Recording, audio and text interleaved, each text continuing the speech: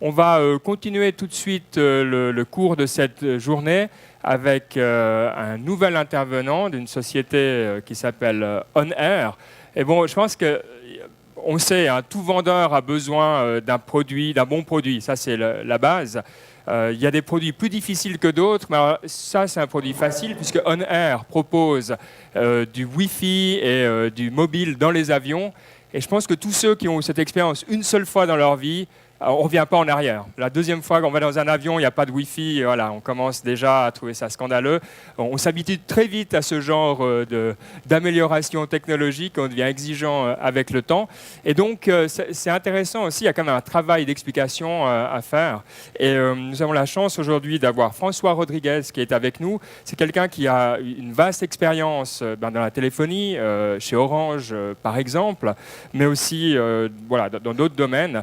Et il s'occupe maintenant des directeurs stratégie et marketing chez OnAir.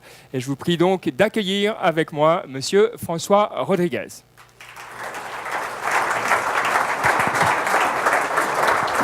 Bonjour François. Bonjour. Wow, quelle foule. So what a pleasure to basically be on stage just after Tracy because it was the momentum of the day. So we jump from global to local. Alors, je vais faire mon speech en français. Société genevoise. Donc, est-ce qu'il y a des Genevois dans la salle? Bon, c'est mou, ça. Est-ce qu'il y a des Genevois dans la salle? Donc, OnAir est une société qui, effectivement, fournit des services pour connecter les avions. Et j'ai 3 messages à vous passer aujourd'hui ici. Le premier, c'est de vous faire connaître OnAir, parce que je pense qu'il y a beaucoup de personnes qui ne connaissent pas ce qu'on fait. Et nous sommes basés à Genève, tout près de l'aéroport, dans les bureaux de la CITA. Mon deuxième message, c'est qu'on a un programme de sponsorship. Et j'imagine qu'il y a des agences médias dans la salle. Oui? Et le troisième message, c'est un petit oui. Hein. Le troisième message, nous lançons aussi une plateforme de développement d'applications destinée et aux passagers et à l'industrie aéronautique. Donc c'est un environnement API sur lequel on va pouvoir prendre des informations et développer un environnement applicatif pour l'environnement. Donc qui est-ce qui a déjà entendu parler de OnAir? Ceux qui ont entendu parler se lèvent peut-être? L'avez-vous? Allez, on fait un média interactif. Donc c'est quoi, une demi-salle? Qui a déjà pris un avion connecté? Donc, un tiers de salle. Qui a déjà utilisé le service? Plus grand monde, hein? D'accord, donc le challenge aujourd'hui, c'est l'équipement de ces avions avec, comme on l'a dit, des services de communication, mais bien d'autres que je vais vous présenter aujourd'hui sous l'ombrelle de l'avion connecté qu'on appelle e-Aircraft. Donc, c'est un programme transverse qui couvre plusieurs segments. Donc, OnAir, rapidement, quelques dates. Donc, fondation en 2005, avec une spin-off qui a été créée par CITA et Airbus. Donc, tout le monde connaît Airbus, CITA un peu moins. Donc, CITA, c'est une société qui est fondée par les compagnies aériennes. Donc, c'est une coopérative qui fournit des services IT à l'industrie aéronautique depuis 65 ans maintenant, et qui a un statut de COP. Donc plus on souscrit à des services à l'intérieur de la COP, plus on monte dans les statuts de la société. Et donc c'est vraiment un environnement qui est dédié à l'environnement aéronautique en soi. D'accord ? Airbus, pas besoin de présenter, donc ils fabriquent des avions. À l'époque, la spin-off joint venture, on crée OnAir. Et puis, nous sommes basés à Genève, donc 65 personnes basées à Genève. Donc, il y a un bassin de population ici qu'on aimerait toucher. C'est la raison pour laquelle je vous présente aujourd'hui ce programme. Petit retour en arrière. Pourquoi il y a eu cette JV entre Sita et Onair? Est-ce que quelqu'un a déjà utilisé les téléphones qui sont dans les sièges? Donc ça, c'est très très longtemps en arrière, donc il y a plus de 15 ans. On a installé des téléphones, comme dans une cabine, incrustés dans les sièges. Il fallait mettre sa carte de crédit dedans. C'était très cher. C'était $10 la minute. Il fallait connaître son numéro par cœur. Plus personne aujourd'hui se rappelle de son propre numéro. D'accord ? On a tout ça dans son smartphone. Donc c'est un produit qui est plus aujourd'hui dans l'air du temps. C'est pour ça que cette société a été créée en 2005 pour s'adapter justement aux technologies adoptées par les passagers. Ces téléphones sont encore aujourd'hui dans certains avions. Ça génère encore quelques millions de dollars par année. Donc il y a une transition aujourd'hui à faire. On va voir tout au long de la présentation aussi que le processus industriel de changement est très long. D'accord ? Donc c'est aussi un paramètre à tenir en compte dans les discussions à avoir. Deuxième produit qui, lui, avait été amené par la partie Airbus, donc une filiale qui s'appelait Tencent aux États-Unis, qui était la possibilité de se connecter à Internet depuis ce qu'on appelle un In-Flight Entertainment System, c'est-à-dire c'est un écran que vous avez devant vous incrusté dans le siège. Et donc il fallait connaître ses credentials, mettre son compte Yahoo, et on pouvait envoyer un mail depuis le siège. Super. Autant dire que ça n'a pas beaucoup marché. Donc nous, on s'est focalisé chez Onair sur ce qu'on appelle les PED, donc Personal Electronic Device. Donc c'est les portables qui sont amenés par les passagers à bord. Donc on a déporté toutes ces solutions aujourd'hui sur les portables des passagers, parce que c'est avec ça qu'ils vont communiquer. Comme je disais tout à l'heure, plus personne connaît son numéro de téléphone, plus personne a toutes ces informations sous la main. Donc premier produit qu'on offre, facile.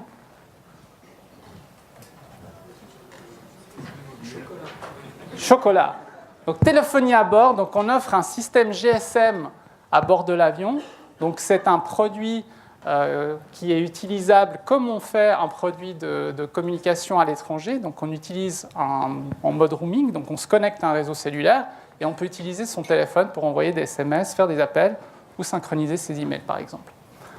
Ça très facile, c'est ce qui ne marche pas aujourd'hui dans la salle, donc le Wi-Fi. Donc on offre un réseau Wi-Fi à bord de l'avion destiné aux passagers pour justement rester connecté avec le sol. Donc ça fonctionne exactement comme un réseau Wi-Fi au sol. Donc il y a un hotspot. On s'inscrit parce qu'il faut s'identifier. Donc c'est un environnement qui est quand même assez régularisé ou régulé. Troisième produit qui est vraiment dans l'air du temps, c'est la partie divertissement. Aujourd'hui, on a vraiment une combinaison de l'Internet et de l'environnement de divertissement avec des Netflix ou autres services de VOD.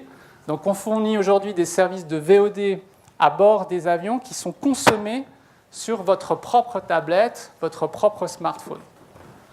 Et dernier produit, qui est un produit plus professionnel, là on parle beaucoup de produits qui sont destinés aux passagers. À bord d'un avion, on a d'autres audiences. La première, ce sont les cabin crew. Les cabin crew deviennent digitaux aujourd'hui. Il y a beaucoup de formes qui sont faites de façon papier. Donc il y a une digitalisation de toutes ces formes. Il y a la communication entre les crews et les opérations au sol qui sont aussi aujourd'hui digitalisées. Et les pilotes. On a déjà vu plusieurs pilotes traîner ces gros chariots avec des livres à l'intérieur, des petites valises noires qui traînent derrière eux. Là, il y a des bouquins dedans. C'est les instructions comment opérer un avion. Donc tout ça est digitalisé aujourd'hui sur un iPad. Donc le manuel d'instruction pour opérer le cockpit devient aujourd'hui digital avec des informations interactives, par exemple une tempête qui s'approche, un reroutage par rapport à une congestion de trafic. Aujourd'hui, tout ça est amené sur des personal devices. Donc voilà rapidement la ligne de produits. Pourquoi est-ce qu'on focalise sur les PED, sur les personal devices? Donc les passagers n'ont pas attendu cette évolution au niveau des softwares. Ils utilisent aujourd'hui beaucoup leur portable perso sans attendre que les services soient disponibles. D'accord ? Donc on a vu le challenge aujourd'hui. Peu de monde ont utilisé ces services aujourd'hui à bord. Les passagers les utilisent déjà aujourd'hui. Donc on voit quelqu'un ici qui regarde un film sur son portable, vu qu'il n'a pas d'écran dans son siège. d'autres ont été un petit peu plus innovants pour fixer leur téléphone portable avec des sacs à vomi pour qu'ils tiennent en place et qu'ils puissent regarder leurs films tranquillement. Donc d'accord, il y a aussi un environnement de bricolage, malgré qu'on soit dans un avion, qui s'est créé en guérilla marketing, moi j'appelle ça, pour justement contourner les contraintes environnementales de développement dans un avion. Rapidement, au niveau de l'empreinte, donc aujourd'hui on a 50 clients, 22 compagnies aériennes en opération. Je ne vais pas faire l'apologie de quelle compagnie, on peut voir ça en détail avec ceux qui sont intéressés. Et on opère de très gros avions, donc des 380, jusqu'aux petits avions en VIP, donc des Falcon typiquement. Mais notre cœur de métier, ce sont les avions long courrier, donc les gros porteurs. C'est là aussi les gens sont enclins à utiliser des services de communication. Sur un vol EasyJet de 45 minutes, on peut attendre d'être connecté à l'arrivée ou au départ depuis l'aéroport. Cependant, je pense qu'à 5, 6, 7 ans, je pense que ces compagnies viendront aussi. La technologie est en train de se mass-marketiser, les équipements sont moins chers, la communication est moins chère aussi. L'environnement régulatoire, quelque chose qui est très compliqué. Qu'est-ce que ça veut dire la régulation? Donc tout ce qui est dans un avion est très régulé. Donc tous les pays sur lesquels nous opérons le service, c'est-à-dire tous les pays que nous survolons avec ces avions connectés, on doit avoir une approbation des services de télécommunication. Il y a des pays avec lesquels c'est très facile à obtenir, des pays c'est beaucoup plus long à obtenir. C'est un cœur de métier que nous avons aussi chez On-Air. Je ne vais pas vous ennuyer trop longtemps avec ça, mais ça à tenir en compte.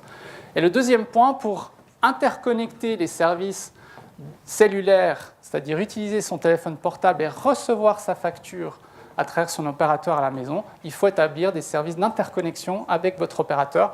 Donc on a aujourd'hui une empreinte de 375 accords de roaming. Donc c'est une taille vraiment critique. Un opérateur moyen, c'est 400, donc on est dans la norme. Je vais vous présenter une petite vidéo pour vous montrer un peu la vision de On-Air. Donc là où on se projette entre aujourd'hui et une vision à 3-5 ans, pour vous donner un petit peu le mode inspirationnel qui arrive aujourd'hui dans cet environnement avion. Mobile devices continues to grow at an incredible rate, and users now expect to be connected everywhere. As airline travelers have evolved, so have the things they need and expect from the passenger experience. Several distinct traveller groups have emerged, and an airline's success depends on meeting each of their diverse expectations. 6.5 billion mobile phones are currently in use, of which 1.75 billion are smartphones. The commonality amongst travellers is to carry a smartphone. Smartphone penetration amongst travellers is reaching 81%. And that's only a part of the story. Travellers with 3 or more connected devices are growing. Typically, you'd find these connected devices in an A380 cabin, and people use these devices for an ever-growing number of tasks. Put simply, today's digital passengers expect a seamless and always connected experience. All of these connected passengers will generate useful data for airlines. At any one time, there are 500,000 people in the air. This generates a vast amount of valuable data, which can improve the passenger experience and fuel your airline's growth if harnessed correctly. And each passenger expects a richer, interactive and more personalised experience than ever before. More tailor-made offers and control over the content they can access. As well as the needs of the crew on board, On-Air provides the technology to enable a digital, fully connected, seamless, enjoyable and stress-free experience for all in the air. And this has never been more important. On-Air's range of products is all about giving passengers the service they need while they're on the move, and using the valuable data they produce to benefit airline operations. Mobile On-Air enables passengers to use their phones in the same way they do on the ground. This includes high-quality voice calls, in-flight text, and mobile data usage. By 2020, On-Air will connect more users to the internet than all but 4 countries. Internet On-Air delivers in-flight internet access. It's your onboard digital media that reaches your passengers with the right content and seamless experiences. This interaction between the passenger and the airline creates many benefits and opportunities, such as the extension of your loyalty programs, passenger assistance, targeted offers and destination-based tips, as well as ancillary revenue through advertising. On-Air Play is the wireless entertainment system delivering a personalized experience filled with rich multimedia content through an appealing interface that can be fully branded by your airline. On-Air Play can meet your needs in 3 different ways: On-Air Play Live, and On-Air Play Lite. Delivering a rich experience on passengers' personal devices from customized streaming content, TV on demand, and contextual shopping. It can exclusively stream live content such as breaking news or sports updates from the ground and into the cabin within minutes. On-Air Plug connects crew devices, cabin and aircraft health, enabling secure live mobile payment, defects notification, emergency telemedicine and baggage tracking. It also lets you personalize passenger-crew interaction with real-time information. It can also benefit the cockpit with real-time electronic flight bags such as real-time weather information and aircraft health data to help them deliver a safe flight. It also helps you lower maintenance costs and improve the on-time performance by monitoring the aircraft health. The connected airline provides information where and when needed. Link On Air is the service that enables global network access using current and future technologies. To make this vision a reality, airlines need connected aircraft. That's where eAircraft comes in. eAircraft delivers nose-to-tail connectivity, and with it, multiple benefits to the airline and everyone on board. So connected passengers can enjoy rich and interactive infotainment. The cockpit has access to digital, real-time electronic flight bag, operations and maintenance information. Cabin crews can deliver improved passenger services with up-to-the-minute data. And aircraft health can be monitored much more efficiently with significantly lower maintenance costs and improved on-time performance. The connected aircraft is also part of the airline digitalization process. On-Air Plug enables applications to be synchronized in flight over the cloud and allows secured data exchange with the airline ground operations. Connectivity at the gate completes the ecosystem for an efficient data offload and upload to the aircraft. Airlines will be able to interact with the passengers at all times, from the booking process, the pre-flight experience, the transfer to the airport experience, such as checking and boarding, and during the flight itself. The digital experience doesn't stop at the destination airport, as the airline's customer service, for example, can still interact with the passenger after the flight, ensuring a complete, integrated, and personalized digital experience. It's now time for your airline to adopt connectivity and benefit from real-time updates for your pilots, stress-free operations for your ground staff, relevant and contextualized information for cabin crew, and a personalized passenger experience. Simply connect your aircraft today and tomorrow. To find out more about On Air's products and services, visit onair.aero today.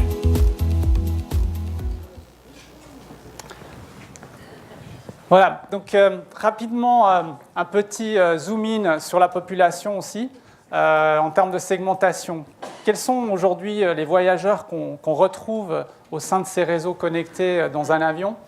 Donc on a ce qu'on appelle les occasional travelers, donc ce sont plutôt des gens qui sont en pré-retraite ou qui ont beaucoup de temps libre, qui deviennent aujourd'hui les adopteurs de ces services connectés.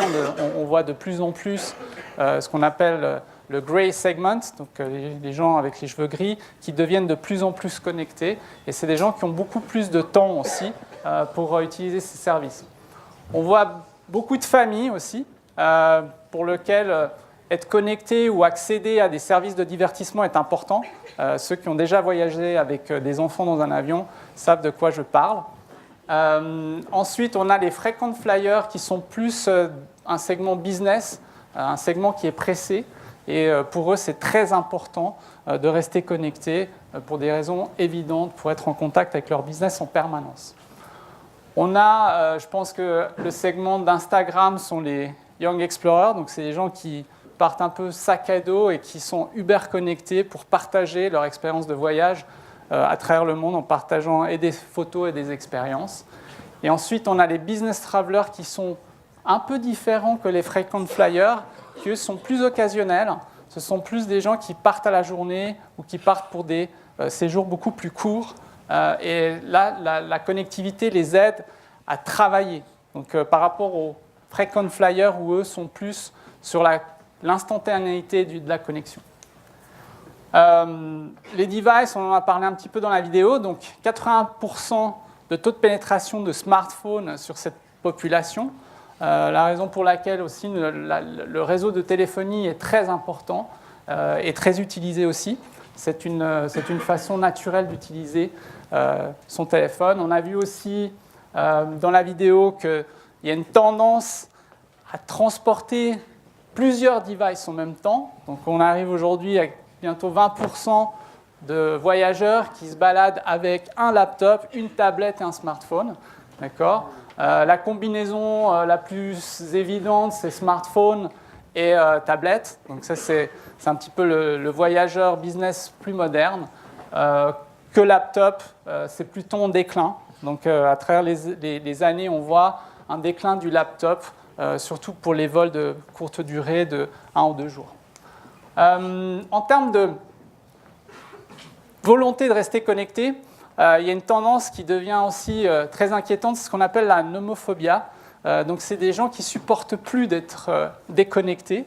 Il y a même la clinique de Genelier qui a une division aujourd'hui pour traiter ces maladies-là. Ça devient inquiétant, mais c'est bon pour ce qu'on fait. Donc je ne vais pas m'en plaindre. Donc 58% des nomophobiques sont plutôt des hommes, donc les femmes sont un petit peu moins touchées, 47%.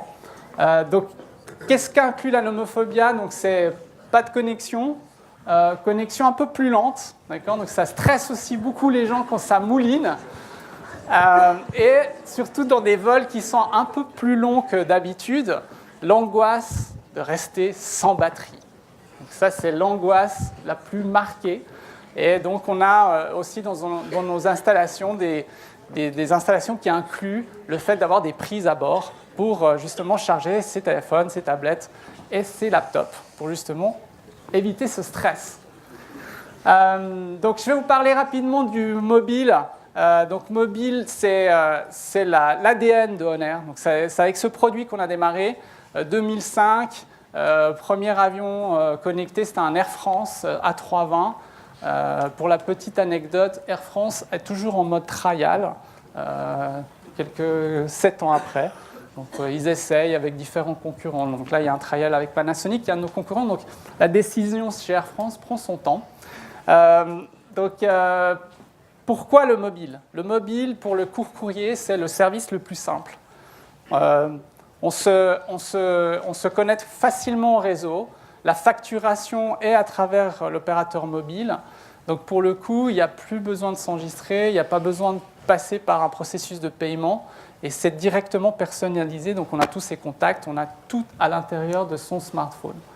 Donc il y a une croissance très forte sur le mobile. Juste pour info, aujourd'hui, on est juste derrière l'Allemagne en termes de taille de roaming, donc de trafic à l'étranger. D'ici 2020, avec le déploiement qu'on a en termes d'installation, on devrait justement être le 5e pays en termes de trafic de roaming, donc du trafic à l'étranger. L'autre produit sur lequel je voudrais un petit peu mettre l'accent, c'est le Wi-Fi. Donc le Wi-Fi à bord, c'est la grosse tendance du moment. Et surtout le Wi-Fi gratuit. Donc, on a lancé avec plusieurs de nos opérateurs. Donc, ici, on a un exemple avec Emirates. Donc, Emirates offre aujourd'hui du Wi-Fi gratuit dans un 380. Donc, la congestion qu'on a aujourd'hui dans cette salle, avec tous ces gens qui essaient d'accéder au réseau, c'est un challenge qu'on doit surmonter à bord d'un avion. Et tout ça encapsulé dans un tube qui vole à 1000 km/h. Donc, le challenge est là. Le service est super intéressant, donc il est très demandé. Il y a beaucoup de likes et d'interactions sur la marque Emirates depuis le lancement du Wi-Fi gratuit. On a d'autres compagnies aériennes qui ont emboîté le pas, notamment Singapour, dont on a aussi une promotion qui a eu cours. Il y a d'autres compagnies qui suivent, donc le Wi-Fi deviendra gratuit, je pense, à terme. C'est une vraie tendance du moment. La connexion offre aussi l'opportunité d'engager avec le passager au niveau de la marque. Donc là aussi, Emirates on a développé pour la Coupe du Monde un live ticker. Donc on n'a pas la possibilité de voir aujourd'hui les matchs en direct encore, ça viendra avec des nouvelles technologies satellitaires. Par contre, pour les personnes qui justement voulaient suivre le résultat de ces matchs en direct, on avait ce live ticker avec justement les interactions, les buts et les différentes activités ou actions qui se passaient pendant le match. L'autre niveau d'engagement qu'on retrouve aussi au niveau des marques compagnies aériennes vis-à-vis des passagers, c'est l'implication du Wi-Fi dans les programmes de loyauté. C'est aussi une autre vraie tendance. Il y a pas mal de monde, j'imagine, dans la salle qui se balade avec une poignée de miles dont on n'a jamais assez pour se repayer un billet d'avion qui arrive à expiration. Pour la compagnie aérienne, c'est aussi des assets qu'elles doivent retenir dans leur bouquin financier. Donc pourquoi pas dépenser ces miles pour des sessions Wi-Fi lorsque l'environnement est payant. D'accord ? Donc c'est aussi une opportunité ici pour faire pas de l'advertising, mais des programmes d'engagement pour des marques tierces aussi. Les classiques sont les voitures de luxe, ce sont les hôtels, mais on a déjà étendu nos services avec Singapour, où Citibank a été le sponsor du Wi-Fi gratuit pendant les fêtes de Noël. Donc ça, c'est un exemple d'engagement qui peut être intéressant pour les agences médias de la place. Donc on a un accès via cette plateforme à une population qui est différente, qui est engagée, avec des touchpoints de marques qui sont uniques aujourd'hui pour l'instant. Donc, petite carte donnée par l'hôtesse Singapour comme un hommage en First et Business et un portail personnalisé Citibank pour justement avoir cet engagement avec le passager. D'accord ? Donc, je vous invite à nous contacter en tant qu'agence média si vous avez des marques qui veulent s'engager sur ce genre de plateforme. Donc ça, c'est mon deuxième message de la journée, après celui de vous faire connaître Onair. Donc je vous invite à nous contacter en direct. Dernier environnement aussi, c'est l'extension justement des touchpoints, non pas de l'avion, mais avant et après le vol. Comme on l'a vu dans la vidéo, le Customer Journey ou la Passenger Journey, ce n'est pas qu'en vol. Le moment de vérité est en vol, parce que c'est là où on offre la connectivité, mais on peut avoir aussi une expérience qui est avant vol ou après vol. Donc ici, un exemple de Philippine Airlines, avec un engagement via justement Twitter et Facebook. Donc des personnes qui likaient ou qui se postaient sur le gate avec justement l'ombrelle Philippine Airlines recevaient justement du Wi-Fi gratuit. Donc on voit ici le niveau d'engagement. Donc c'est relativement nouveau, c'est un environnement qui plaît aux passagers. Donc je vous invite à nous contacter pour ça. Autre niveau d'engagement aussi, le crew. Cabin crew a été délaissé pendant beaucoup d'années. Donc on leur offre aussi la possibilité d'être connectés. Et ce sont les ambassadeurs du programme de connectivité à bord. Et là, on a lancé justement avec Apple un programme d'engagement pour les équiper avec des devices pour les besoins opérationnels et justement pour promouvoir le service. Ici, l'exemple de Qatar Airways. Le crew est exactement engagé aussi sur une population très intéressante, le même crew, mais en Arabie Saoudite. Donc c'est la même population, l'image est drastiquement différente. Et là, on arrive à toucher des populations qui sont diverses des populations traditionnelles. Donc intéressant aussi.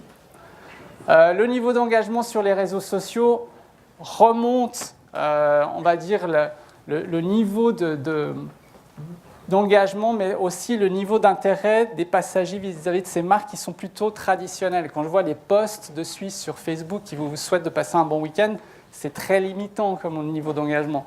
Donc là, on arrive à avoir des niveaux d'engagement qui sont différents, qui sont aussi personnalisables, vu qu'on connaît les passagers avec leur profil. Donc l'extension des programmes de VOD, on en a rapidement parlé aussi, ça amène non seulement la partie web, mais ça amène la partie vidéo aussi à bord. Donc c'est une extension aussi en termes de plateforme multimédia qui amène du rich content pour avoir d'autres plateformes publicitaires, mais aussi de divertissement pour le passager qui peuvent être contextualisés, qui peuvent être vraiment en combinaison avec le produit Internet. Donc OnAirPlay, c'est notre produit qui est vraiment le plus large. Donc on passe de films à des séries télé, des magazines, on a des jeux et justement l'intégration avec le programme de connectivité.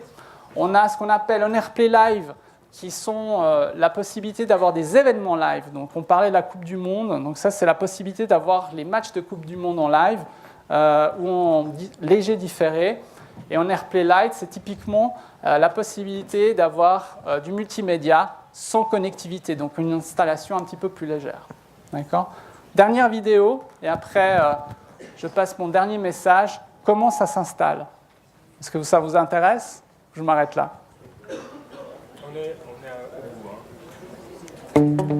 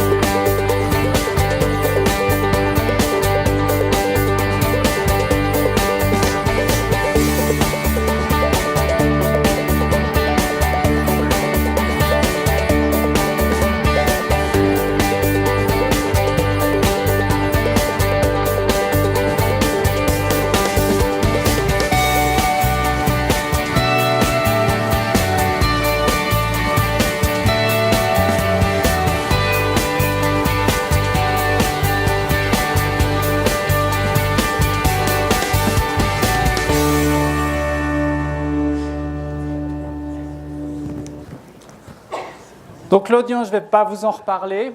Dernier message à faire passer aux sociétés qui font du développement d'applications.